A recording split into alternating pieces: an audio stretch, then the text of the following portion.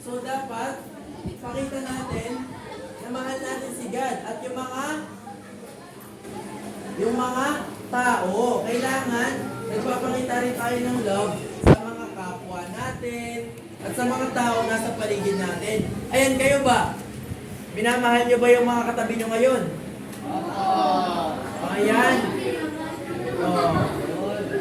Ba't yung iba natatawa? Kasi akala kasi natin, yung pagmamahal ay nakukuha lang sa mga crush.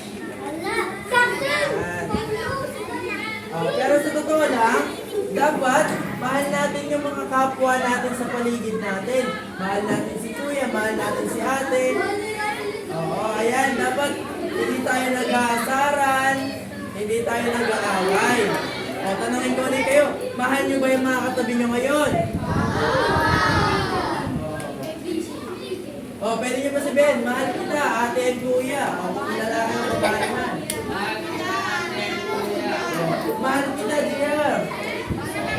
Ayan. Kailangan, hindi tayo. Ayan. I-remind kayo ni Kuya na dapat, hindi kayo mahihiya na magsabi ng ganun. Lalo sa mga kaibigan at kapwa ninyo. Ayan.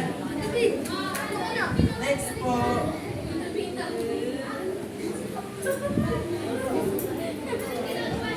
Ayan. Sabi, para daw matanggap natin yung Holy Spirit, magdasal tayo kay Jesus at sasabihin daw natin, number 1, basahin po, sabay-sabay, number 1, We don't want to sin anymore. sino nakakaintindi nun? Sige, si ate. Ikaw ate, ikaw. Try lang, try, lahat tama, sige. Ayaw mo, sino gusto mag-try, sino nakakaintindi nun? We don't want to sin anymore. Sige po, sige po. Sige po. Sabi daw, magdasal tayo. Magdasal daw at sabihin na, we don't want to sin anymore. Ano nga ba ibig sabihin nun? Sige na, lahat tama. Ikaw na lang ate. Sige ate. Sige po. Ano po? Ano raw? Ano? Sige. Ayan. Palapa naman natin si ate. Ayan, sabi, mag-pray daw tayo kay Papa God, kay Kuya Jesus, sa Holy Spirit. At sabihin natin na ayaw na po or ayaw ko na po na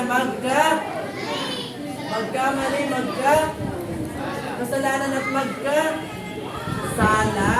Ayan.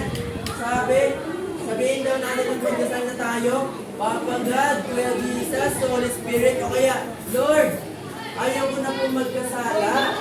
Ayan. Pangalawa, basa, pangalawa.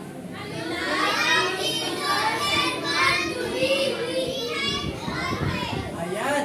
Sabi naman, mag-pray daw tayo at sabihin natin, mahal ko po si Kuya Jesus. And gusto po namin na lagi po namin siya makasama. At panguli, isa pa, 1, 2, 3, go.